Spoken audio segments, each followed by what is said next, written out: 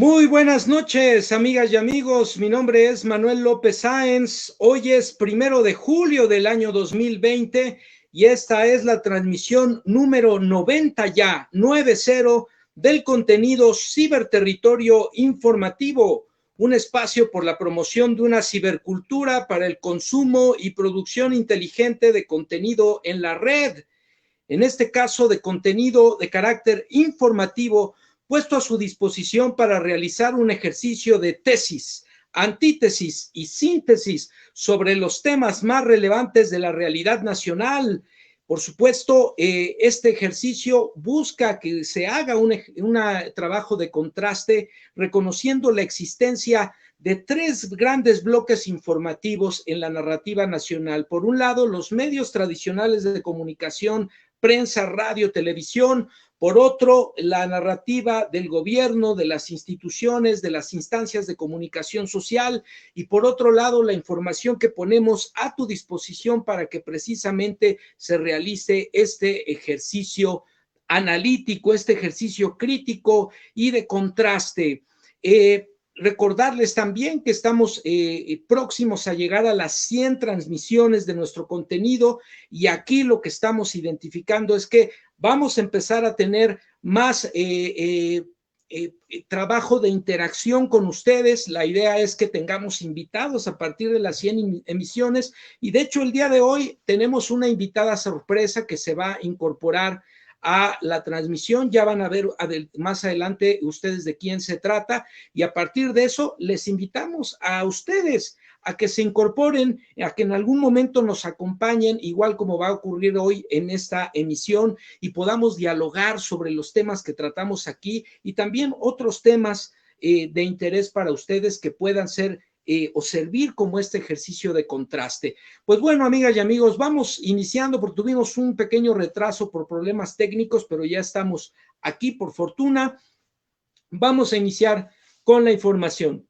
El primer contenido que tenemos etiquetado para ustedes es el hashtag Primero los Pobres, la FAO. Y es que en estos días se dio a conocer la postura precisamente de la Organización de las Naciones Unidas para la Alimentación y la Agricultura. Esta organización hace un claro llamado a que las políticas públicas, las políticas sociales de los gobiernos de la región de Latinoamérica, particularmente el caso de México, Centroamérica y el Caribe, pongan el acento en el apoyo a los sectores más vulnerables de la población, en contraste con lo que ocurrió en la crisis del 2008 y, por supuesto, la crisis sanitaria, la crisis económica de 2008 y la crisis sanitaria de 2009 con el caso de la influenza H1N1, donde en el caso de nuestro país se apoyó principalmente a las empresas,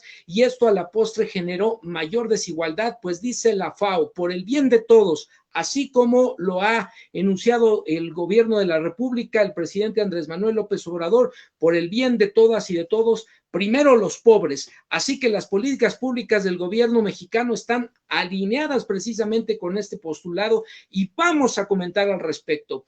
El segundo contenido etiquetado con el hashtag TEMECVA, y es que finalmente la oposición dejó de hacer pataletas, dejó de chantajear, de hacer berrinches, y en el marco, en la antesala de la visita del presidente Andrés Manuel López Obrador a la Unión Americana para celebrar la entrada en vigor a partir del día de hoy del nuevo Tratado de Libre Comercio, el TEMEC, finalmente ocurrió la autorización de las leyes reglamentarias de este importante tratado comercial que ha de ser una de las apuestas de nuestro actual gobierno para iniciar el proceso de reactivación económica, que vaya que entró en un bache, sobre todo a partir del contexto de crisis económica mundial, la crisis del neoliberalismo, pero también a partir de los problemas económicos y desde luego sanitarios que generó el coronavirus, la pandemia por coronavirus en México y en el mundo.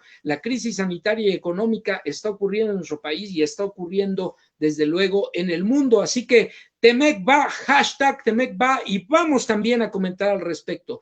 El tercer contenido que tenemos etiquetado para ustedes es el hashtag narcopolítica empresarial. Y es que en los días recientes, el especialista en temas de delincuencia organizada, Edgardo Buscaglia, dio a conocer información sumamente alarmante, y es que ha tenido acceso este especialista de la Universidad de Columbus en los Estados Unidos a información clasificada que deja ver que el cártel Jalisco Nueva Generación está pretendiendo en algún momento atentar contra la vida del presidente de la República, contra la vida del secretario de Relaciones Exteriores y contra la vida de funcionario Santiago Nieto Castillo. Esto como resultado de las acciones del actual gobierno frente a el crimen organizado. No se trata de balazos, se trata de inteligencia financiera, y vaya que le ha dolido a este cártel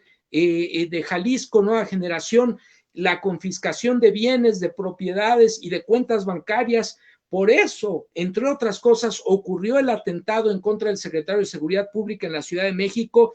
Y bueno, el asunto aquí es que lo que se devela es que el crimen organizado está llegando a un punto en que se le tiene que atacar no con balazos en las calles, sino descabezar a los líderes que están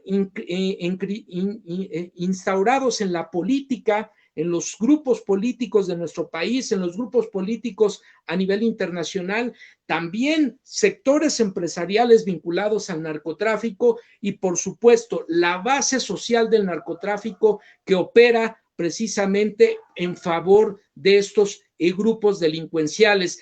Vamos a comentar al respecto también esta información, desde luego relevante, importante, y hay que tomar algunas medidas. Atentos todos y atentas las autoridades del gobierno federal. Finalmente, el contenido hashtag compromisos cumplidos.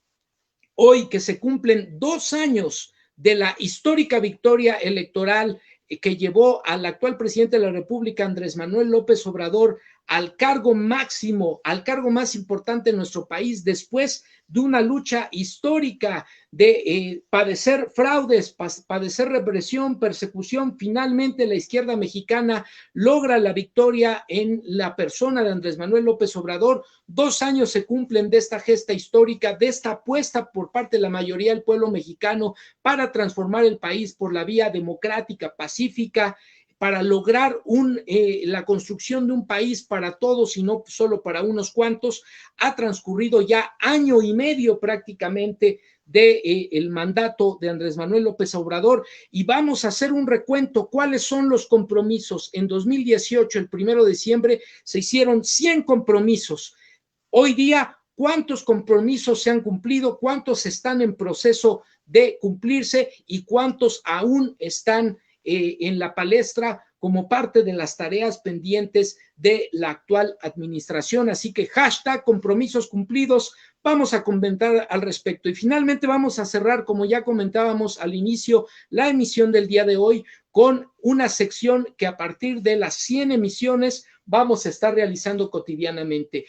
Un invitado, una invitada, en este caso sorpresa, que nos va a estar acompañando, que va a platicar con nosotros, que nos va a dar su opinión al respecto de esta fecha histórica, al respecto del mensaje político del presidente Andrés Manuel López Obrador y desde luego las tareas que tiene gobierno y ciudadanía para continuar con el proceso de transformación de la vida pública, de la vida política, de la vida económica, de la vida social de un país como el nuestro. Así que, dicho lo anterior, amigas y amigos, comenzamos. El primer contenido lo recuperamos del portal de noticias del periódico Central, periódico digital, que a su vez retoma la nota del portal de noticias digital. Sin embargo, esta nota está publicada el día de ayer, 30 de junio, y está firmada por la periodista Dulce Olvera de El Medio. Sin embargo, la nota dice así: México salvó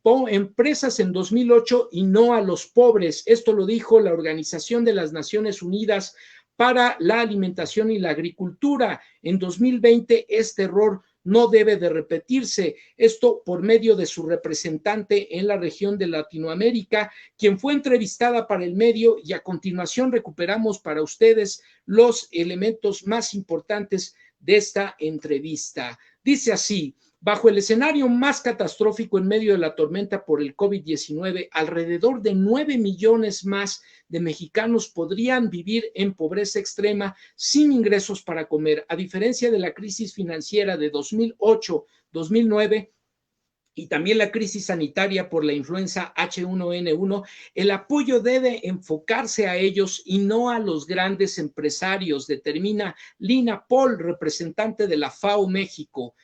La crisis sanitaria y económica, el retroceso en la lucha contra el hambre ha sido histórico en América Latina, incluyendo nuestro país. Esa es la gran tragedia, sentencia del otro lado del teléfono en entrevista Lina Paul, representante de la Organización de las Naciones Unidas para la Alimentación y la Agricultura en México desde febrero del año pasado. Por ello, dice en entrevista, la lección frente a otras crisis como la financiera de 2008-2009 es no enfocar los subsidios a los grandes empresarios porque el resultado fue mayor desigualdad, pobreza y hambre. Esta vez, más de una década después, se debe de priorizar a los millones de personas que caerán en línea de pobreza y pobreza extrema a través de transferencias transparentes y no condicionadas para incentivar la capacidad de consumo, afirma Paul. Por supuesto que hay que apoyar a ciertas empresas para que continúen funcionando y tengan liquidez, pero el foco principal, la prioridad que debe haber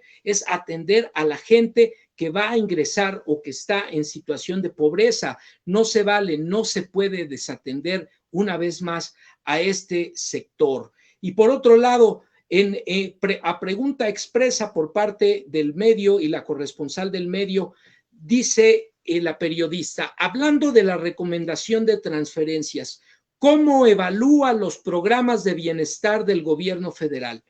Dice la funcionaria de la FAO, no podemos cometer los errores del pasado. En la crisis anterior del 2008 y 2009, lo que se promovió fue apostarle a fortalecer al gran sector empresarial porque como generador de empleo, que lo es, solventaría la crisis y sacaría adelante al país. Lo que vimos posterior a esa crisis fue mayor desigualdad y permanencia de la pobreza. Seguíamos una tendencia de mayor exclusión y más hambre. Lo que nosotros proponemos ahora está en coincidencia, y subrayamos, está en coincidencia con lo que se está haciendo en el gobierno mexicano. En México, estos mecanismos de transferencia monetaria estaban establecidos desde 2019, lo que ha sido fundamental para que el impacto del COVID-19 sea menor. En este momento de la crisis tenemos que reforzar este esfuerzo hacia la población que después del coronavirus se va a ingresar o puede caer en situación de pobreza o pobreza extrema.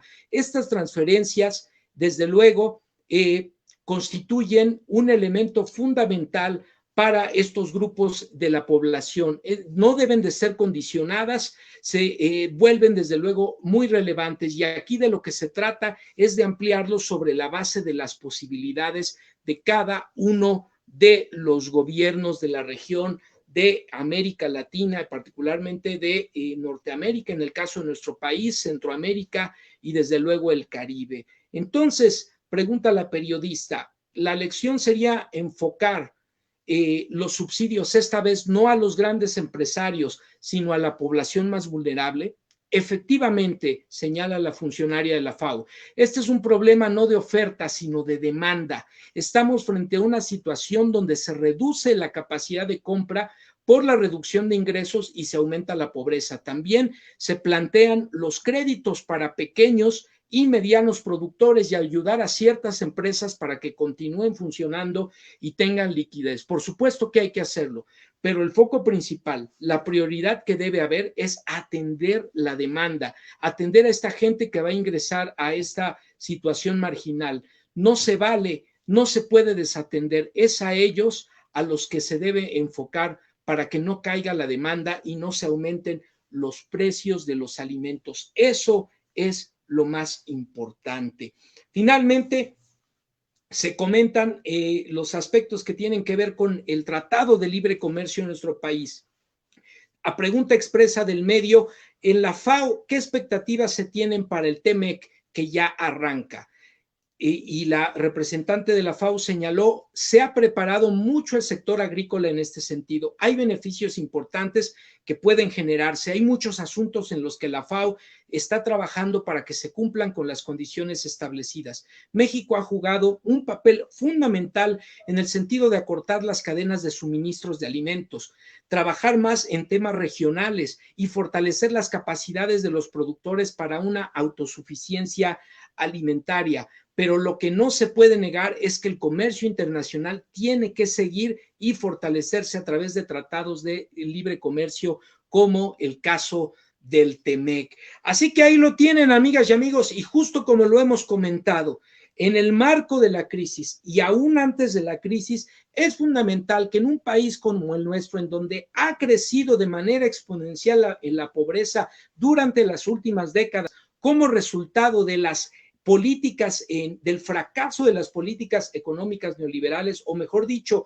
de la implementación de estas políticas, porque vaya que dieron resultados a los grupos a los que estaban finalmente dirigidas, y vaya que dejaron cada vez en mayor situación de desventaja, de pobreza, a los grupos a los que solo se les utilizó como medios para crear la riqueza y para generarla a favor de unos cuantos. Entonces, amigas y amigos, es fundamental en el marco de esta tendencia de crecimiento de la pobreza en nuestro país durante las últimas décadas, y más aún en el marco de esta crisis económica y sanitaria, que los apoyos, que los recursos gubernamentales se destinen particularmente a los sectores más vulnerables, a los sectores que se encuentran en situación de pobreza. Y esto precisamente es, como también lo hemos dicho acá, lo que va a incentivar el consumo, y este consumo a su vez moviliza masivamente la economía, porque los recursos, los programas sociales están llegando a millones de mexicanas y mexicanos que a través de estos apoyos pueden incentivar el consumo en sus comunidades, consumiendo productos de primera necesidad, artículos de vestir, medios de transporte, etcétera, etcétera, etcétera. Entonces, ahí lo tienen. La FAO refuerza la idea de que por el bien de todos, primero los pobres, en el marco de la crisis económica mundial que ya estábamos viviendo, y más aún en el marco de la crisis que actualmente está enfrentando nuestro país. Cerramos con esto, amigas y amigos, el primer contenido, y continuamos con el contenido etiquetado #TEMECVA.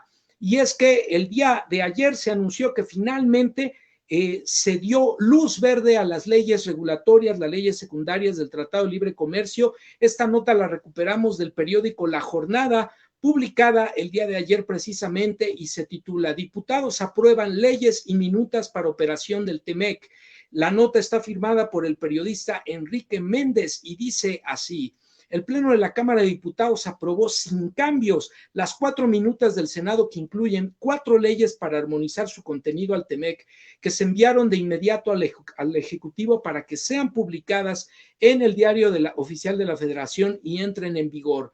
En un mensaje conjunto, los coordinadores parlamentarios señalaron que con este paquete legal se respalda al Ejecutivo con la armonización de los marcos jurídicos de México, Estados Unidos y Canadá. Con la aprobación de las reformas, el TEMEC podrá entrar sin problemas. Cae justo en medio del impacto económico de la emergencia sanitaria y cambiará la expectativa de los inversionistas hacia México.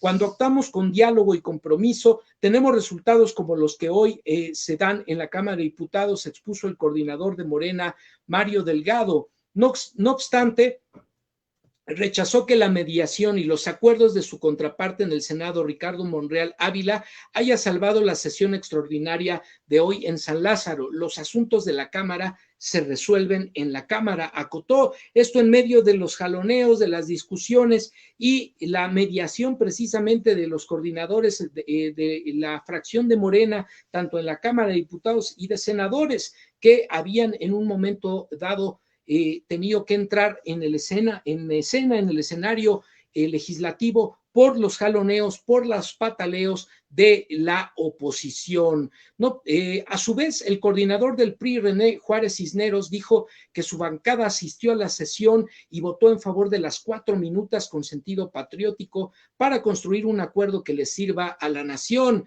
Y bueno, esto después de estar chantajeando para ver si traían agua para su molino, como decimos coloquialmente. Sostuvo que con las reformas se ayudará a que el país entre en una etapa de reactivación económica, y esto es algo que hemos estado señalando y que también el presidente de la República ha insistido en diferentes momentos, a partir de construir certeza, certidumbre y confianza.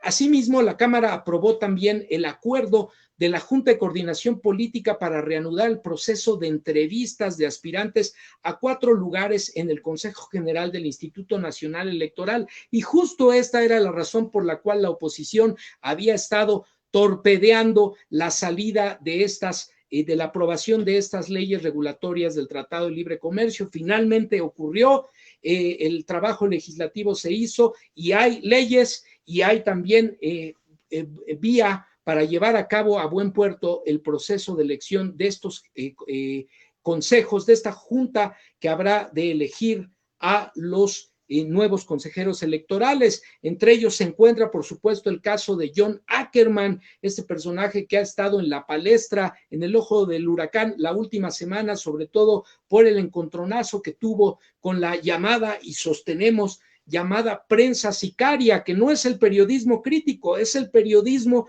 que se dedica un día sí y otro también a golpear, a torpedear, a circular noticias falsas porque se les ha acabado el chayote, porque se les ha acabado la payola, que es lo que extrañan del régimen anterior y que hoy ya no están teniendo en sus cuentas bancarias.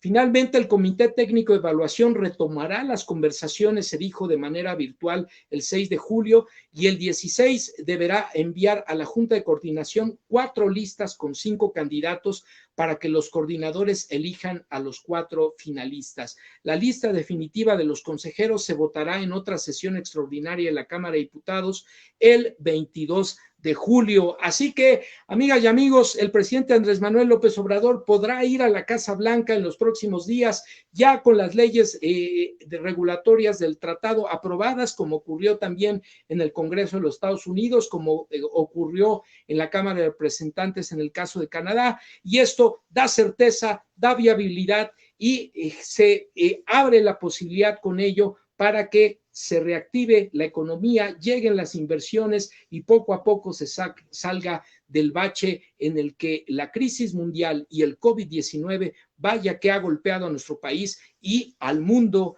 entero en su conjunto. Pues con esto cerramos, amigas y amigos, el segundo contenido de la noche. Vamos al tercer contenido etiquetado con el hashtag narcopolítica empresarial, y esta nota es de lo más relevante, no solo por lo que devela en relación a temas de seguridad para el jefe del Estado mexicano y altos funcionarios del gobierno, sino también devela frente a qué se está luchando, frente a qué tipo de grupos y de intereses está enfrentándose el gobierno de la llamada Cuarta Transformación. Esta nota la recuperamos del portal digital de noticias de Aristegui, aristegui.com, Aristegui Noticias, y la nota se titula así: AMLO amenazado por el cártel Jalisco, está incluido en una audiolista, según el especialista Edgardo Buscaglia.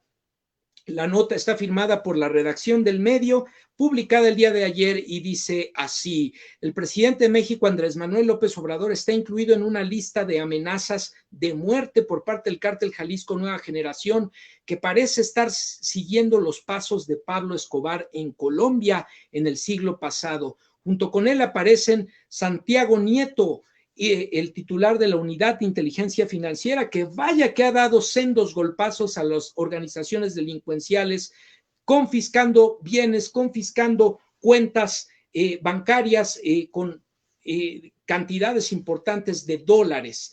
Y el caso del canciller, el secretario de Relaciones Exteriores, Marcelo Ebrard, así como el secretario de Seguridad Pública, Alfonso Durazo.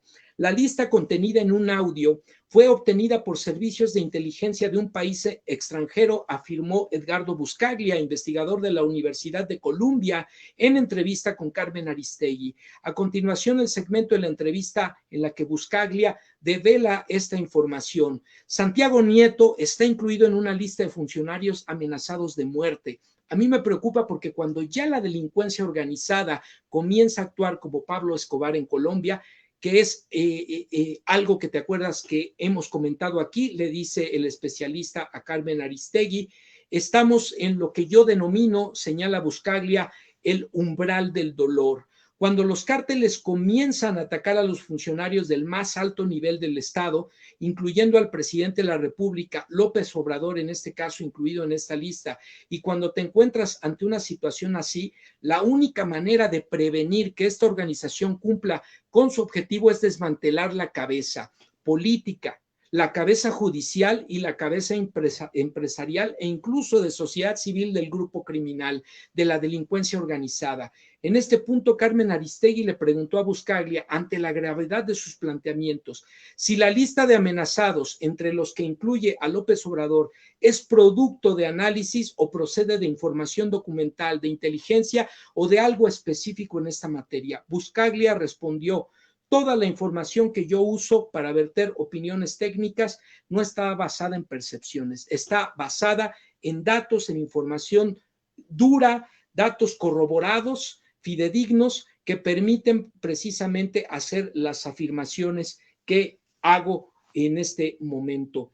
Yo te estoy hablando con la información que sale de los estados y de los cuerpos de inteligencia, dice Buscaglia, que no necesariamente es el mexicano, que me informan, donde yo corroboro, como hacen los periodistas, que la información es veraz y confiable. Existe un audio obtenido por órganos de inteligencia de un país extranjero, no se puede decir del cual, en donde se escuchan los nombres de las personas que este cártel, este grupo criminal tiene en la mira para asesinar. Es un listado de nombres que las agencias de inteligencia que hoy cooperan con México han logrado descifrar y que viene directamente de este cártel. Y cuando esto sucede, insiste Buscaglia, más allá de la descripción que te acabo de decir, dirigiéndose a Aristegui, la periodista que lo entrevista, cuando esto sucede significa que un Estado está comenzando a causarle dolor al grupo criminal, a un grupo criminal que es mafia, que significa una organización criminal que tiene una dimensión política, es decir, hay grupos políticos asociados, no podemos hablar solo de narcotraficantes,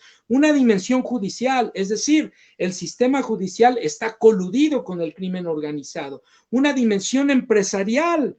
No es de extrañar que la extrema derecha, el sector más radical de la derecha y de los grupos empresariales esté vinculado a estos grupos delincuenciales, pero además esté interesado en estos actos de violencia que les dan los camiones, los vehículos, una dimensión de la sociedad civil también, es decir, una base social que apoya a estos delincuentes y que es utilizada para capturar a la población con agua, medicina, una dimensión de sicarios, por supuesto, que son los que operan al final los actos de violencia, como los que ocurrieron la semana pasada y en contra del secretario de Seguridad Pública de la Ciudad de México, Omar Hartuch.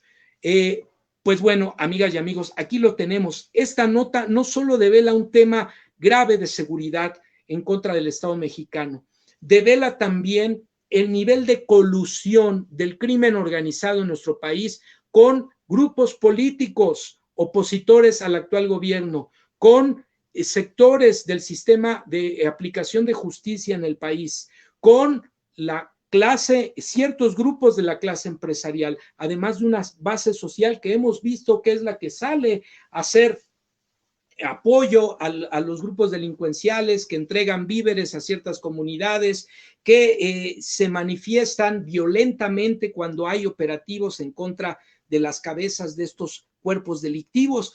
Contra eso es contra lo que está luchando el actual gobierno federal, contra eso es contra lo que se enfrenta el proceso de transformación en nuestro país y no debemos de perderlo de vista. Cada quien debe tomar sus precauciones, por supuesto, el Estado mexicano debe estar informado, atento de lo que está pasando y tomar las medidas correspondientes. Y por otro lado, muy importante que identifiquemos que estos grupos delincuenciales, judiciales, políticos y empresariales son los que se resisten fundamentalmente al proceso de transformación de base social y gubernamental que se está impulsando en nuestro país en estos momentos. Esa es la lucha y ese es el problema que tenemos como nación.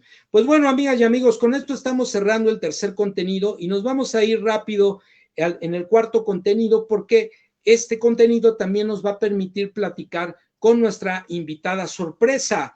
Este contenido es una nota recuperada del portal de noticias, sin embargo, etiquetada con el hashtag compromisos cumplidos. Esta nota se publicó el día de hoy y periódicamente el medio ha estado haciendo un recuento, un ranking de los compromisos que hizo el presidente de la República el 1 de diciembre de 2018 y que ha venido observándose su cumplimiento desde ese momento hasta la fecha. Dice así la nota: a 2 años del triunfo de Andrés Manuel López Obrador, hay un cumplimiento del 35% de los compromisos, 22% de ellos están en proceso, 8 aún no han sido cumplidos y 35% aún no hay forma de evaluarlos porque todavía están siendo parte de la agenda de mediano y largo plazo del actual gobierno. Esto quiere decir que a un año y medio de haber entrado en funciones el actual gobierno, tiene prácticamente el 57%, el 57% de compromisos cumplidos, 35 de ellos ya ocurrieron y 22% están prácticamente por ocurrir. Es probable que para finales de este año, cuando ya se cumplan los 2 años de gobierno, haya un cumplimiento de esta magnitud en su totalidad, 57% de compromisos cumplidos en solo año y medio o 2 años de gobierno si contabilizamos hasta el 1 de diciembre de este año. Una situación que también es inédita para los gobiernos de nuestro país, que vaya que han dado que desear y que vaya que han dejado pendientes y que vaya que han defraudado y traicionado la buena fe de sus votantes. Pues aquí lo tenemos, 57 compromisos cumplidos hacia el cumplimiento de 2 años de gobierno. Y con esto, amigas y amigos, vamos a presentar a nuestra invitada para incorporarla a la transmisión y que platique con nosotros. Muy buenas noches, saludamos a nuestra amiga Isabel Cajal, mejor conocida como la Macuspanita. Ella es licenciada en Comunicación y Periodismo, estuvo ejerciendo profesionalmente hace algunos años en el ámbito de los espacios publicitarios, es una asidua tuitera de estas redes sociales, es una youtubera aguerrida de la Cuarta Transformación, nos ha invitado recientemente a su espacio en YouTube y pues nos da mucho gusto que esté el día de hoy con nosotros. Le vamos a pedir inicialmente que nos platique un poco de su canal y dónde la pueden encontrar nuestros amigos, nuestras amigas que nos acompañan. Muy buenas noches, bienvenida Isabel, nuestra amiga la Macuspanita. Gracias por acompañarnos, bienvenida. Muchísimas gracias, doctor Manuel. Muchísimas gracias y buenas noches a tu auditorio, a tus seguidores. También he tenido el privilegio de tenerte como invitado en nuestro canal La Macuspanita Informa en YouTube, así se llama nuestro canal La Macuspanita Informa. En Twitter me encuentran como @ La Macuspanita y acabo de abrir mi cuenta en Facebook, que también, bueno, mi página, que también se llama La Macuspanita Informa. Así es que en esas 3 redes sociales, ahí nos pueden encontrar y hacer sus comentarios y sus puntos de vista, sus puntos de opinión respecto a las políticas que se están llevando, de toda la política en México y de todo los aconteceres sociales que están en este momento en nuestra.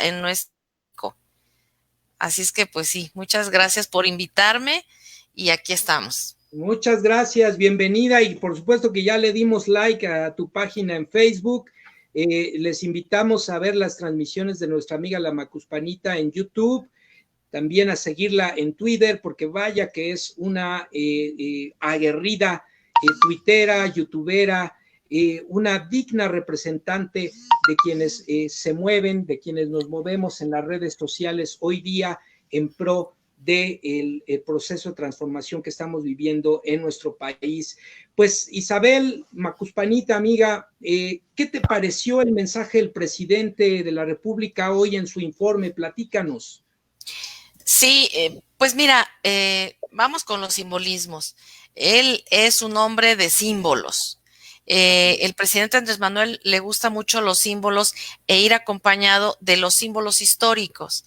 No podía dejar pasar, si no fue posible hacerlo en el Zócalo capitalino, en la plancha del Zócalo, que es el bastión más grande que él tiene, le hubiera gustado hacerlo ahí, bueno, pero se fue a un salón muy particular dentro de Palacio Nacional con su gabinete ampliado y por supuesto su esposa, la doctora Beatriz Gutiérrez Müller, que lo acompaña en estos eventos protocolarios y desde luego que él no tenía que darnos un informe, pero dado lo simbólico de el Día de la Victoria, que es el hashtag que ahora se está manejando, por ese día histórico en donde los mexicanos le dimos una vuelta de timón a este México, que ya era necesario que llegara un gobierno que empezara a implementar diferentes políticas en todos los sectores, infraestructuras, sociales y demás. Entonces, por ahí empezar el simbolismo. Después, bueno, pues empezó, lógicamente, como era de esperarse, empezó a hablar acerca de estas obras de infraestructura, los proyectos, los grandes proyectos nacionales y transeccionales que ya se empezaron a echar a andar. Ya algunas obras de infraestructura, como en el caso de la refinería, se activaron las refinerías que estaban prácticamente abandonadas y está la nueva refinería en Dos Bocas, Paraíso, Tabasco, en donde cada lunes la secretaria de Energía, Rocío Nale, ella es la que nos informa cómo van los avances de esta obra de gran escala, Y ella ya hablaba esta semana de que los cimientos ya van para arriba, ya van con el colado de pilares, en fin, ya están avanzando. El aeropuerto Felipe Ángeles va también en un 30 y tantos % de su hechura y también ya está echado a andar el asunto del Tren Maya. Fíjate que me llamó mucho la atención en estas obras de infraestructura que no había dado información el presidente, no sé si otros lo notaron, pero no había dado información del tren transísmico que va del Pacífico al Atlántico, bueno, al Golfo de México, pero hablaba del tren del Istmo de Tehuantepec y va a ir hasta que va a desembocar, digamos, en Coatzacoalcos, Veracruz. No había dicho nada, nos había informado en todas las mañaneras de ese tren transísmico que les está causando, hay que decirlo, doctor, les está causando mucha comezón, porque no sabíamos, o al menos yo no tenía ese dato que hoy arrojó el presidente, de que iba a ser 10 parques industriales para que, desde luego, como especie de canal de Panamá, pero nosotros vamos a hacerlo, vamos a tenerlo en el tren transísmico, va a haber estos parques industriales en donde va a haber mucho comercio de no sabemos de qué, pero ahí se va a dar se va a potencializar el comercio exterior, va a ser como la palanca acuérdate que él hablaba de la palanca de crecimiento que iba a hacer o que está haciendo Pemex, porque también habló de los barriles de petróleo, la producción de barriles y la reserva que hay ahorita. Por eso yo creo que también ya urge que entremos a esta nueva normalidad para que todo esto vaya caminando, y habló después pues de los programas sociales, entre ellos el Sembrando Vida. Yo tenía unos datos, tengo por aquí, de que hay ya cerca de 900,000, déjame para no darte el dato incorrecto, es muy, ya mi lenguota aquí con, en el de Sembrando Vidas, en donde se iban a hacer, el de Jóvenes Construyendo el Futuro, ya hay 905,000 jóvenes vinculados a las empresas, ¿sí? Esto no se había dado y dio una cantidad de arriba de 600,000 millones de pesos que se están destinando a las obras, no, perdón, a los programas sociales, que es Jóvenes Construyendo el Futuro, la beca para, bueno, no beca, sino la pensión de adultos mayores y también la pensión para la discapacidad, madres solteras y demás, que no, recursos que no se habían dado, no lo dijo esta vez, pero ya lo ha dicho en varias conferencias matutinas, de que esto ya se elevó a rango al rango constitucional. Quiere decir que el presidente que llegue va a tener que hacer lo mismo. O sea, híjole, no, doctor. Quemarse, ¿no? Va a tener que quemarse porque ahí tienes estos sinvergüenzas del PAN pidiendo un ingreso básico universal, pero votando en contra de las becas, de las pensiones, de los apoyos, son verdaderamente impresentables. Sí, pero estas obras de infraestructura, el Sembrando Vidas, que van a ser cientos de miles de hectáreas de árboles frutales y maderables, que va a causar un impacto benéfico en la biodiversidad de México, va a causar un impacto muy benéfico para el medio ambiente, lejos de que lo que están diciendo y que lo rezan como un mantra de que está dándole en la torre con el Tren Maya a los jaguares, a las no sé qué especies. Bueno, ya según ellos ya destruyó toda la fauna de ahí, cuando que no se va a cortar un solo árbol porque se va a utilizar las vías que ya están ahí. Entonces, no hay manera de decir que pues que no está haciendo nada. El hombre está trabajando y llega la pandemia. Y encima de la pandemia arman una estructura y una estrategia de control de contagio, con el doctor López-Gatell. ¿Mandé? Y de atención, porque de verdad es que se vaticinaba una hecatombe, no solo por los malos deseos de la derecha, sino porque sabemos que abandonaron el sistema de salud de nuestro país, sabemos cuáles eran las condiciones de los médicos desde hace décadas, y era verdaderamente preocupante. Es relevante que en muy poco tiempo hayan armado una infraestructura y una estrategia que haya permitido atender de manera muy eficaz este problema sanitario que nadie se esperaba, por supuesto. Pero además, siguiendo los órdenes de la Organización Mundial de la Salud, siguiendo los parámetros de la Organización Mundial de la Salud, fueron 307 hospitales que dejaron tumbar, que no estaban, muchos de ellos solamente eran la fachada. Todo esto que ya sabemos, doctor, que ha venido sucediendo y que ha dejado al desnudo toda la porquería que dejaron estos malos gobiernos anteriores, y que lo único que hicieron el gobierno del espurio del 2006, lo único que hizo fue armar una guerrita sin sentido y que seguimos padeciendo, porque yo sí lo digo en todos los espacios en donde yo tengo oportunidad, seguimos padeciendo. La inseguridad es una asignatura pendiente que que viene arrastrándose de ese gobierno en lo particular.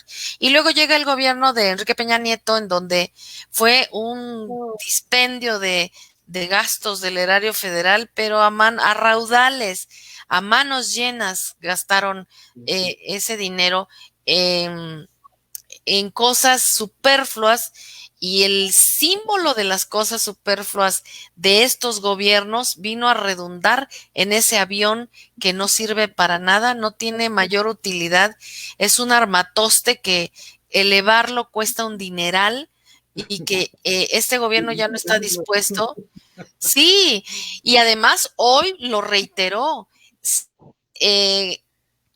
no se le quitó, se le bajó el sueldo a los altos funcionarios hasta en un 50%, y que ya no se iban a utilizar estos aviones, porque déjame decirte que no solamente es el avión presidencial, este armatoste bueno para nada, sino que toda una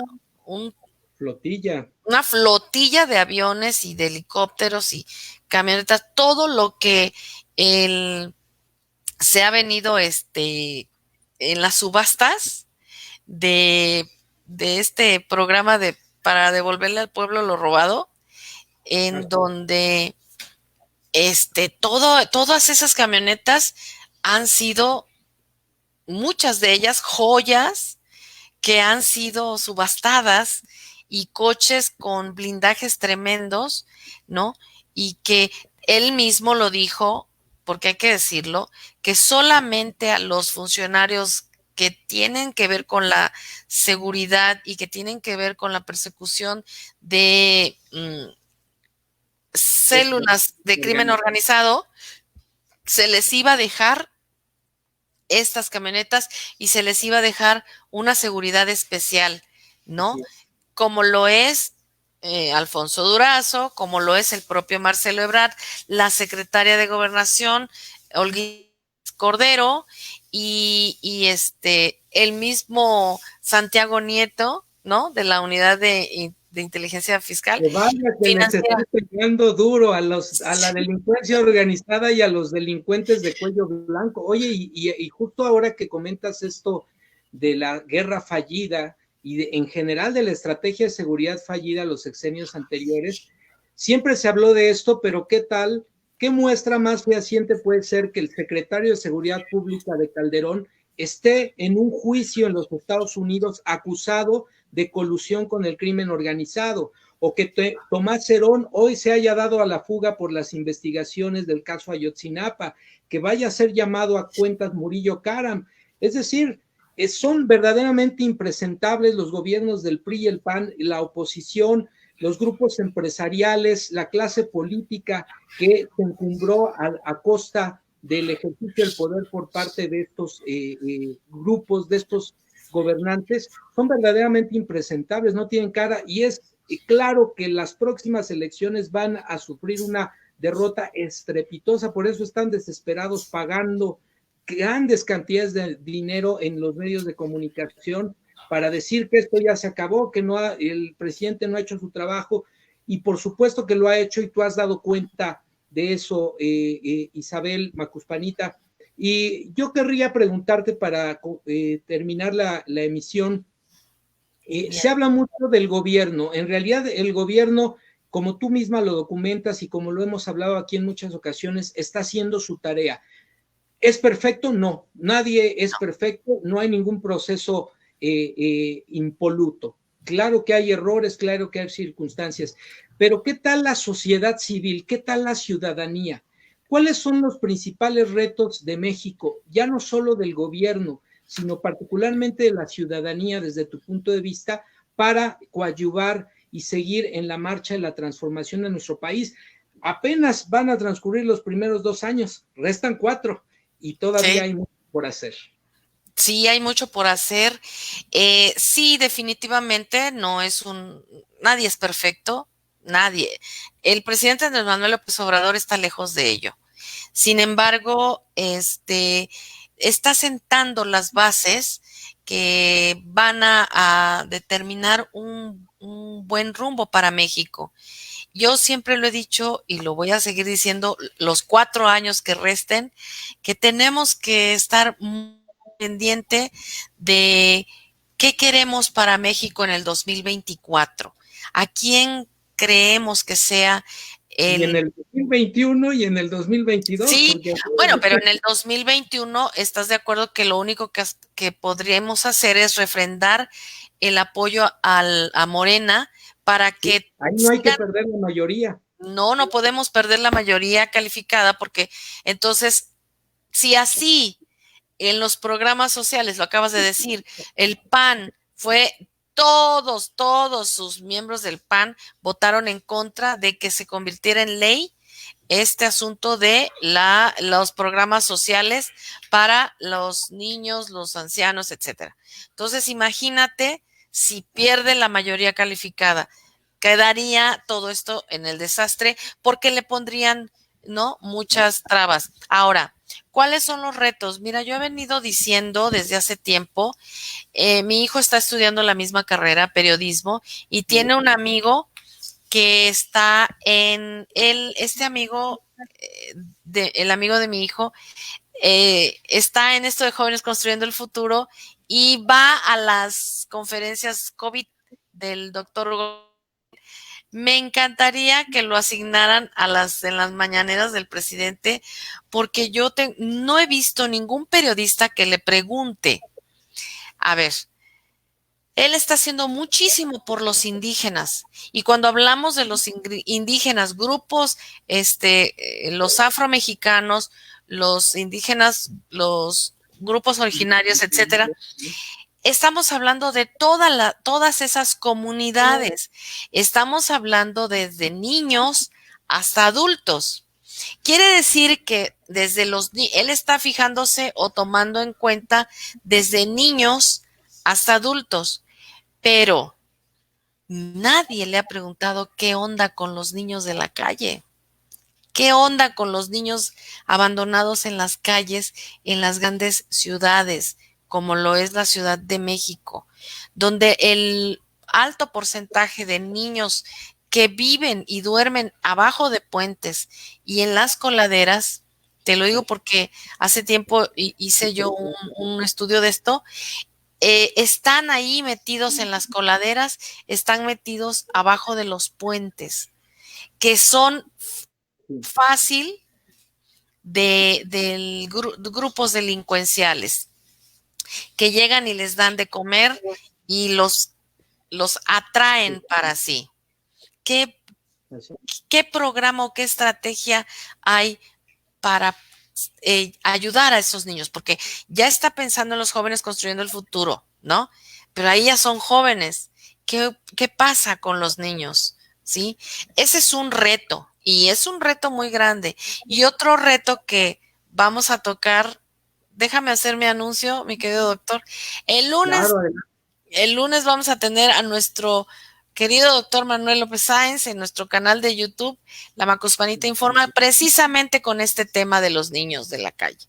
Bueno, otro reto es los feminicidios, que tocamos ese tema, tú y yo recordarás en este último en vivo que tuve contigo, los feminicidios y la violencia intrafamiliar. ¿Qué pasa ahí? Ahora, otro reto que tiene enfrente es cómo deslindar a la gente de su gabinete ampliado y otros sectores digamos, que él abarca, que estén ligados a grupos delincuenciales. Él está limpiando de corrupción su gobierno. al interior de su gobierno, y estamos hablando del gabinete, de la Secretaría de Gobernación, de todas estas secretarías, en caso de que haya, no estoy diciendo que lo hay, pero en caso de que hubiera algún trabajador, digamos, que esté vinculado, como sucedió con Harfush, hay que decirlo, lo acabas de mencionar, claro, no es de su gabinete, es de esta Claudia Sheinbaum.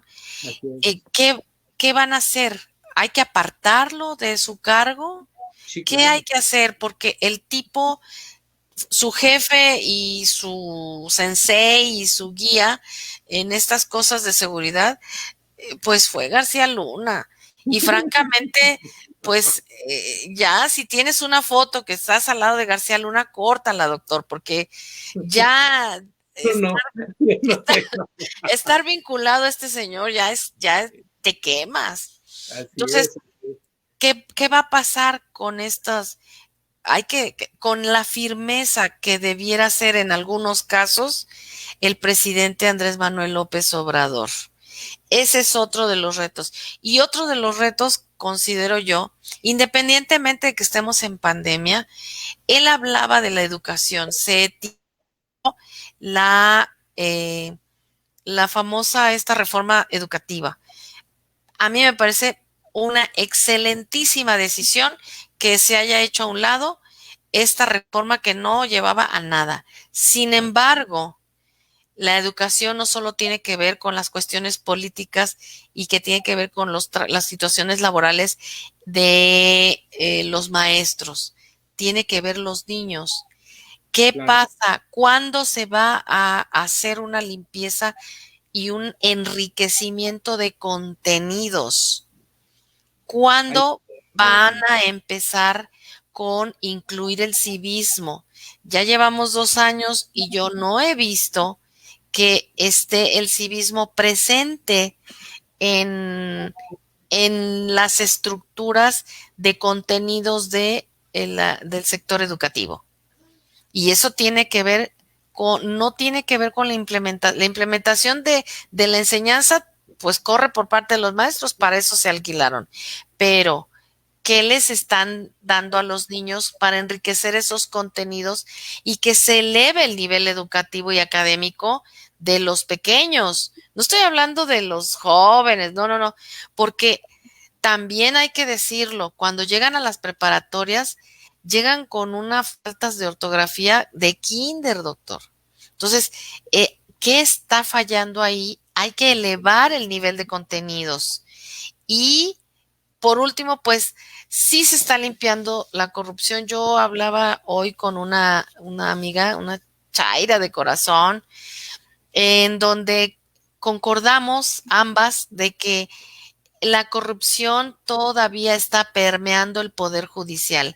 Desde luego, nosotros estamos constituidos como una república en donde existen 3 poderes y el poder judicial es el que ejerce supuestamente las leyes, las hace vivas, ¿sí? Las ejerce, las emite y las hace cumplir. Pero si tenemos en la parte de abajo, ¿sí? Estoy hablando de abajo, ministerios públicos, defensorías de oficio, defensores particulares que ya dan el moche a jueces, a actuarios, a secretarios de acuerdo, a todo el mundo ahí. ¿Qué va a pasar o cómo tener una forma?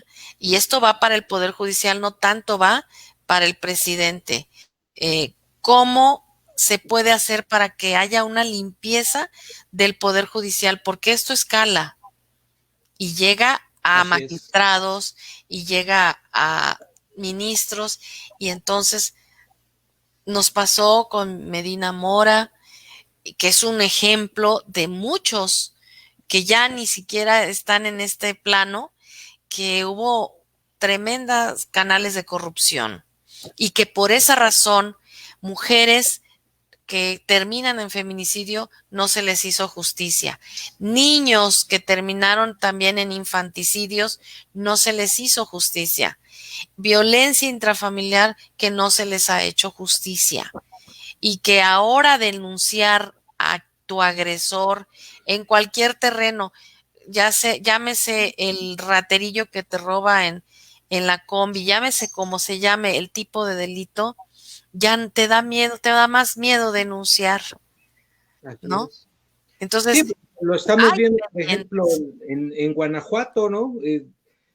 Detienen a la mamá del marro, detienen al papá, detienen a una serie de personajes del cártel de Santa Rosa de Lima y el mismo juez, el fiscal de Guanajuato, los deja salir, ¿no? O sea, se hace toda una serie de procedimientos inadecuados para después decir el procedimiento no se respetó como debiera y entonces se les libera, aunque sí tengan que rendir cuentas ante la autoridad. Efectivamente, me parece que tocas un tema muy, muy importante y que se relaciona con esto que señalábamos cuando se habla de enfrentar al narco y cómo el narco empieza a responder incluso en esta situación de tener en la mira a altos funcionarios del gobierno, incluyendo al presidente, nos habla de que es el narco, pero es el narco con el poder judicial, pero es el narco con la política, pero es el narco con ciertos sectores empresariales, incluso con una base social importante,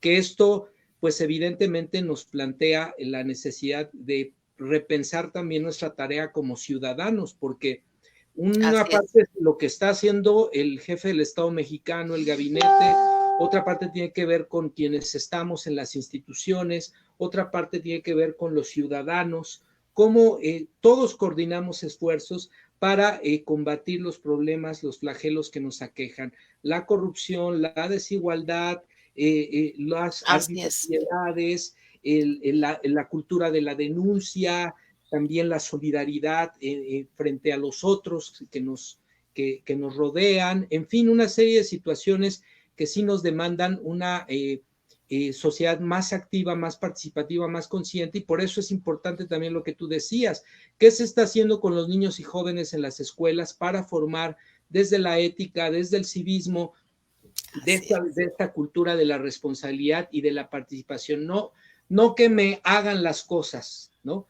O no creer que ya fuimos a votar y ya con eso resolvimos. No, tenemos que acompañar, tenemos que vigilar y tenemos también que denunciar lo que se tenga que denunciar y proponer y hacer en nuestras comunidades también lo que nos corresponde. Pues te agradezco mucho, Isabel, amiga Macuspanita. ¿Cómo te gusta más que te digan Isabel o la Macuspanita? Pues es igual, aunque ya me ubican como la Macuspanita porque sí, porque pues por mi canal, pero en algunos videos he dicho mi nombre, Isabel. Yo nada más quisiera acotar un pequeño Sí, punto. claro que sí, Mira, adelante. vi un video de unos delincuentes. Estos delincuentes, no sé, no le puse mucha atención en cuanto a si son del cártel Jalisco Nueva Generación o no. Pero es un video que ya está circulando no solo en redes sociales, sino está en los propios canales de televisión, en donde mandan un mensaje a Omar García Harfuch y le dicen, oye, con lindas palabras, que no Sí, voy a repetir, ¿no? Le dicen, bueno, vamos por ti, te metiste con nuestra familia y nosotros tenemos la filosofía de que con las familias no, si así fuera ya hubiéramos agarrado a tu familia. Pero si tú te das cuenta y analizas entre líneas, logras checar el mensaje, te vas a dar cuenta que no se meten con el presidente, ¿sí? No mencionan al presidente.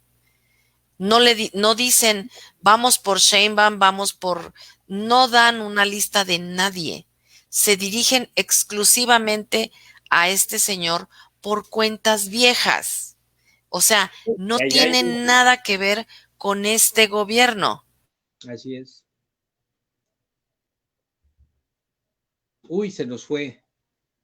A ver si regresa, se nos fue un poco la señal.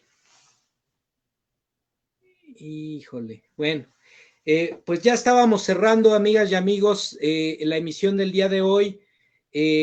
a ver si regresa nuestra amiga, la Macuspanita, nos comentaba en este caso de este video que probablemente hayan visto en redes sociales de estos supuestos sicarios del cártel Jalisco que amenazan públicamente nuevamente al secretario de Seguridad Pública de la Ciudad de México. Ella hace una distinción de que se dirigen a él, aunque también la información que nosotros dimos en el transcurso del programa tenía que ver con otra línea de investigación y de generación de información, vaya, por parte de Edgardo Buscaglia, especialista en crimen organizado, quien hablaba propiamente de un audio, de un documento de audio en donde personal de esta organización delincuencial hacía señalamientos expresos hacia el presidente de la República, hacia el representante de la UIF, Santiago Nieto, hacia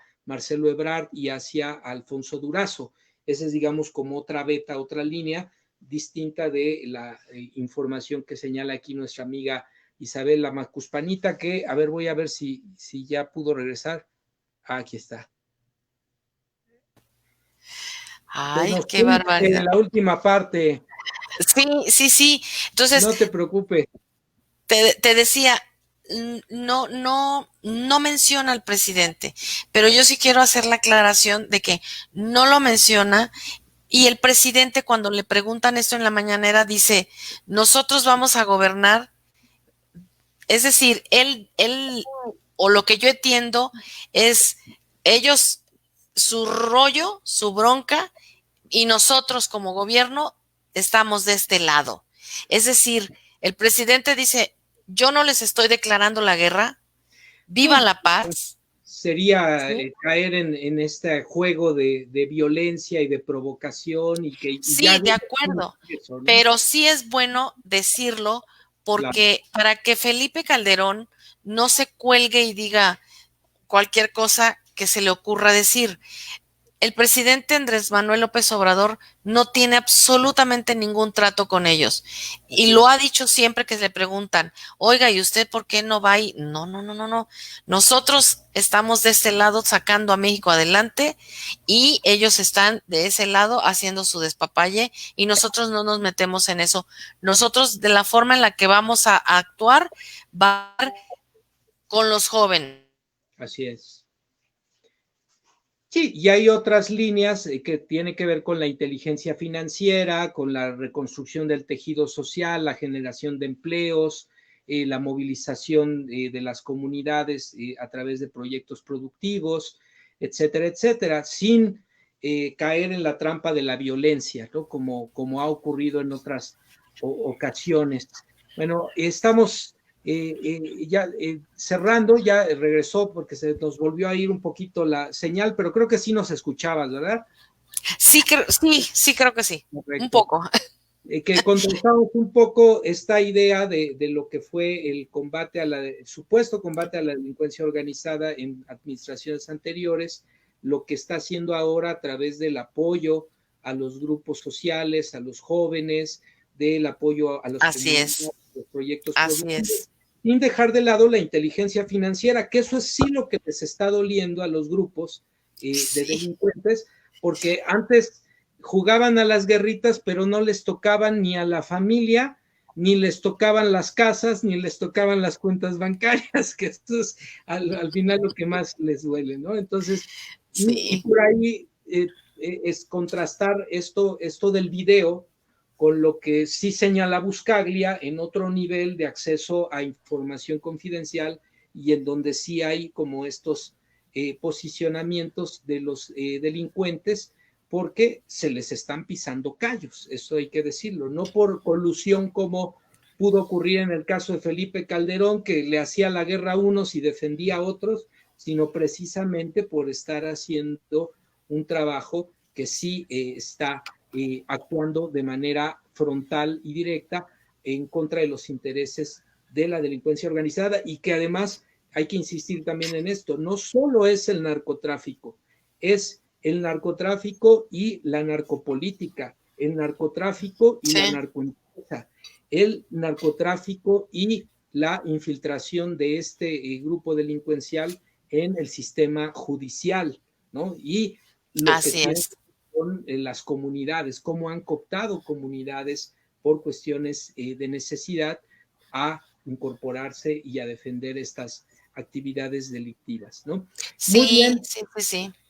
Y pues como ciudadana, francamente, yo en el 2021 voy a refrendar que él continúe, desde luego y por supuesto, porque no se había hecho tamañas obras y tamaños proyectos y tampoco se había tomado en cuenta jamás a los grupos indígenas, a los afromexicanos. Y hay un botón de muestra. Uno es Jorge Castañeda con ese comentario tan deplorable, tan deleznable hacia un pueblo de Oaxaca. Pero estamos hablando de un pueblo de Oaxaca. Y como dice, como lo dijo el propio presidente, si eso dicen en público, ¿qué dirán en privado? ¿Y cuántos insultos y ofensas no se dirigirán hacia esas personas? Tienen una porofobia, doctor, del tamaño del mundo, porque le tienen miedo a los indígenas, por eso luego iban con toda esta bola de gente del Estado Mayor Presidencial, porque le tienen miedo a los indígenas, gente de lo más noble y más trabajadora que pueda haber en México. Es el México profundo. Y es el México que ha sostenido al país. Y las remesas también. Sí, honesto, muy honesto. Y no visto, sí, ahora sí lo están. Y te voy a decir una cosa, perdón por abusar, pero yo sí quiero decirlo. Cuando él les dio el presupuesto para hacer estos caminos y estas carreteras de los pueblos, de los pueblitos a las cabeceras municipales, le devolvieron el dinero que sobró. Es la gente más honesta que tú puedas encontrar. Por eso el presidente habla de esos valores de ese México profundo. Yo quiero que, aunque sea en el sistema educativo, esos valores se implementen en los niños de la ciudad. Porque no es lo mismo los niños indígenas de ese México profundo a los niños de la ciudad. Son crianzas distintas. Los niños de la ciudad los valores no están tan acendrados y tan metidos como los niños indígenas. Sobre todo la cuestión comunitaria, ¿no? Hay que recuperar esa identidad colectiva, el triqui, de pertenencia, de apoyo comunitario, que es parte precisamente del legado de nuestras culturas originarias, de donde provenimos, que vaya que nos hemos distanciado. El proyecto civilizatorio, entre comillas, ha pegado demasiado en nuestras mentes y hay que volver ahí, hay que volver a ese origen, a ese México profundo, antes no visto, hoy que tiene, que se le está empezando a dar el lugar que merece en nuestro país. Pues muchísimas gracias, Isabel, amiga Macuspanita. Les invitamos, amigas, amigos, a visitar la página de Facebook de la Macuspanita, el canal de YouTube, a seguirla en Twitter. Acompáñenos en la transmisión del lunes. Y pues nosotros nos despedimos, agradecemos la presencia de quienes nos acompañaron. Ahora ya nos seguimos de largo, pero no nos han abandonado, lo cual me agradezco mucho. Agradezco también sus comentarios. Agradecemos Ángeles Dávalos, quien ha sido la intermediaria para este vínculo que ya se dio Así es. Con su amiga Isabel, y que estuvo al pendiente de la transmisión. Nos decía al inicio, no se ve, y chingue otra vez. Y yo ya estaba vuelto loco, pero nos ayudó a resolver el asunto. Les agradecemos a todas y todos que nos acompañaron. Isabel Cajal, nuevamente, bienvenida a este espacio. Muchas gracias por acompañarnos y esperemos no sea la última vez. Gracias a todas y todos ustedes, amigas y amigos. Mi nombre es Manuel López Sáenz. Esto fue Ciberterritorio Informativo, su edición número 90, hoy 1 de julio, recordando que este es un espacio por la promoción de una cibercultura para el consumo y producción inteligente de contenido en la red, en este caso de carácter informativo puesto a su disposición para realizar un ejercicio de tesis, antítesis y síntesis sobre los temas más relevantes de la realidad nacional. Acompáñenos el lunes con la Macuspanita Isabel Cajal por su canal a las 6 de la tarde. Acompáñenos Dávalos el lunes a las 9 de la noche por Ciberterritorio Socioemocional. Nosotros nos volvemos a ver ahora sí el próximo martes en punto de las 10 de la noche. Muy buenas noches, que descansen y hasta la próxima. Hasta la próxima.